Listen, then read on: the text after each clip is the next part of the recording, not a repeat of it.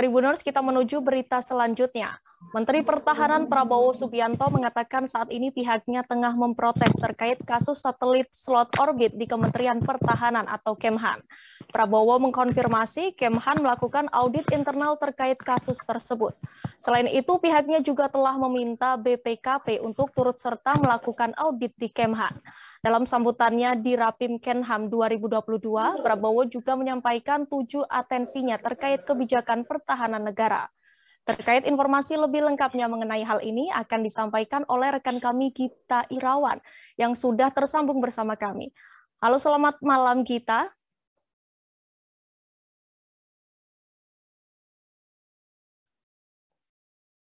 Selamat malam Gita. Selamat malam, Danti. Baik Gita, bagaimana tanggapan Menteri Pertahanan terkait kasus dugaan korupsi satelit slot orbit 123 derajat bujur timur ini? Ya, terima kasih, Danti. Bisa disampaikan bahwa kasus ini diumumkan sejak pekan lalu oleh Menko Polhukam Mahfud MD. Terkait dengan kasus dugaan korupsi ini, Kejaksaan Agung juga telah memeriksa sejumlah saksi dari pihak swasta. Sejak pekan lalu, baru hari ini tadi Menteri Pertahanan Prabowo Subianto memberikan tanggapannya terkait dengan kasus ini. Menteri Pertahanan Prabowo Subianto memberikan tanggapannya ketika usai memimpin rapat pimpinan Kementerian Pertahanan tahun 2022 di Jakarta tadi. Tadi Menteri Pertahanan Prabowo Subianto mengatakan bahwa memang saat ini pihaknya tengah memproses kasus tersebut. Menteri Pertahanan juga membenarkan bahwa Kementerian Pertahanan saat ini tengah melakukan audit internal terkait dengan persoalan tersebut, dan juga Kementerian Pertahanan telah meminta BPKP untuk turut serta dalam melakukan audit di Kementerian Pertahanan. Demikian. Lalu apa saja yang ditekankan Prabowo terkait kebijakan pertahanan negara dalam Rapim Kemhan 2022 ini?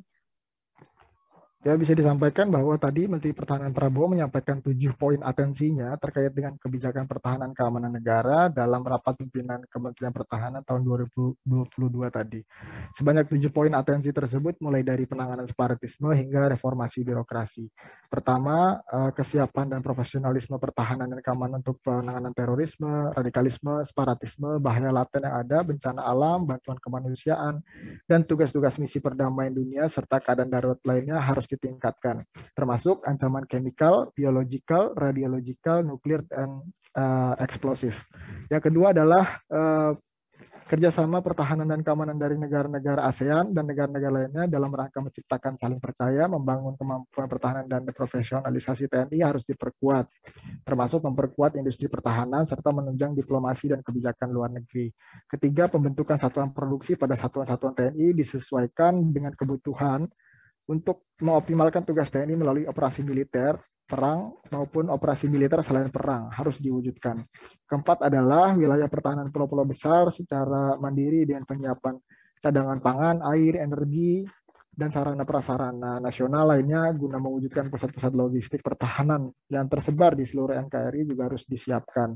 Kelima adalah terkait dengan Coastal Missile Defense System dan Coastal Surveillance System untuk melaksanakan pengendalian selat-selat strategis sesuai dengan adanya alur laut kepulauan Indonesia 1, 2, dan 3 harus diperkuat.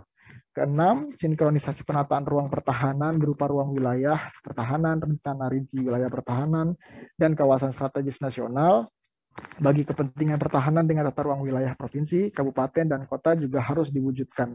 Terakhir adalah evaluasi dan perbaikan di seluruh jajaran satuan kerja Kementerian Pertahanan dan TNI harus dilaksanakan. Ia mengatakan reformasi birokrasi sesuai dengan ruang masing-masing harus berani untuk diwujudkan. Demikian. Baik, lalu apa saja kebijakan pertahanan yang akan dilanjutkan oleh Kemhan ini, Gita? Ya, nanti sasaran kebijakan yang masih akan berlangsung dan akan dilanjutkan diantaranya kebijakan pembentukan komponen cadangan dan penataan komponen pendukung. Selain itu juga kebijakan pembangunan postur TNI, perwujudan wilayah pertahanan yang bertumbuh pada pulau-pulau besar, pembangunan sistem logistik yang terdesentralisasi, dan penguatan pertahanan di wilayah selat-selat strategis. Namun demikian, Menteri Pertahanan Prabowo Subianto tadi menyatakan juga beberapa sasaran kebijakan mengalami perubahan. Hal tersebut seiring dengan perkiraan munculnya berbagai ancaman sebagaimana dampak pertumbuhan lingkungan strategis. Demikian nanti. Baik, terima kasih Gita atas laporan Anda. Selamat bertugas kembali. Demikian Tribuners, wawancara reporter kami di lapangan bersama Menteri Pertahanan Prabowo Subianto. Berikut cuplikannya. Baik, terima kasih rekan-rekan dari media. Hari ini baru saja kita selesaikan Rapim Kemhan tahun 2022, di mana kita dapat kehormatan Bapak Kapolri hadir dengan tadi Panglima TNI mendahului karena dipanggil Bapak Presiden di Bogor, Kepala Staf Angkatan Darat, Angkatan Udara, Angkatan Laut, kemudian perwakilan dari Kementerian Polhukam, BIN, Bakamla, BSSN, Lemhanas, Mantanas, Kementerian Keuangan, dan Bappenas. Tema Rapim adalah konsolidasi pembangunan kekuatan pertahanan negara, dan kita tadi juga menyerahkan beberapa dokumen strategis untuk digodok, dikaji oleh Angkatan, dan kita harapkan mungkin dalam 1 bulan sudah kembali sehingga dokumen-dokumen itu bisa kita ajukan ke Bapak Presiden.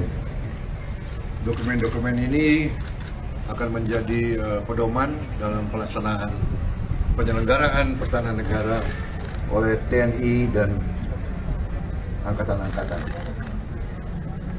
Saya kira demikian yang ingin saya sampaikan, bahwa juga pembangunan kekuatan tentunya juga akan berjalan terus untuk kita perkuat TNI, dan hari ini juga kita dapat kehormatan kehadiran Kapolri dengan beberapa pejabat-pejabat teras, karena dalam penyelenggaraan pertahanan negara TNI dan Polri harus bersinergi dan bekerja sangat erat menghadapi tanggung jawab bersama. Saya kira itu yang bisa saya sampaikan. Hari ini juga secara simbolis kita serahkan beberapa alat peralatan untuk TNI, produksi dalam negeri kita, produksi Pindad, yaitu kendaraan berlapis baja. Terima kasih sudah nonton. Jangan lupa like, subscribe, dan share ya.